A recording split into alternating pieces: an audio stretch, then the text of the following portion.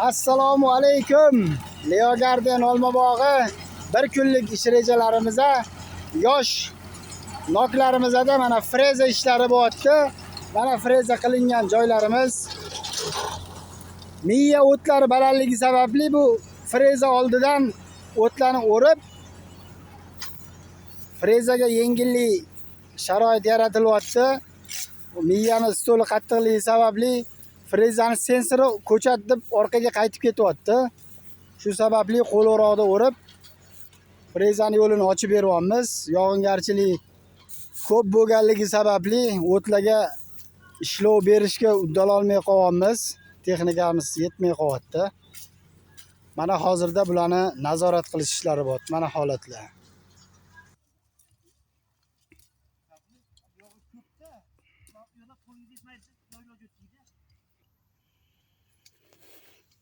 Shaftoli zonlarimizda kesish jarayonlari davom etyapti. Leo Garden bog'i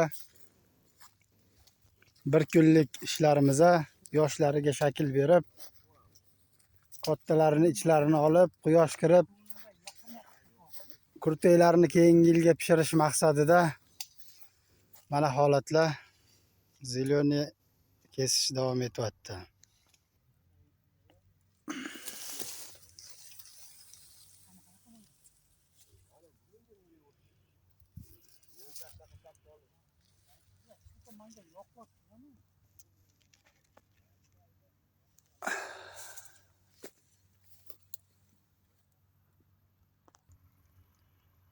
Ichkari kesilgan joylar mana.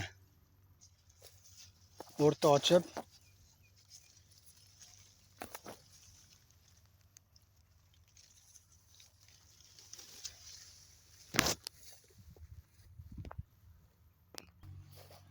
yosh Minba Svitariani giloslarda drabilka ishlari bo'lyapti. Mana giloslarimizning ko'rinish holatlari.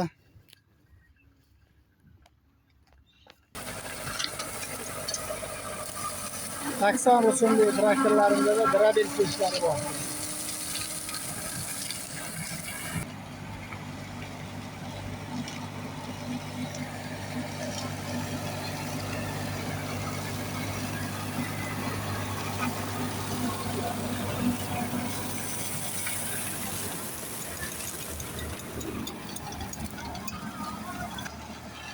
Leo Garden bog'i bir kunlik ish rejalarimizda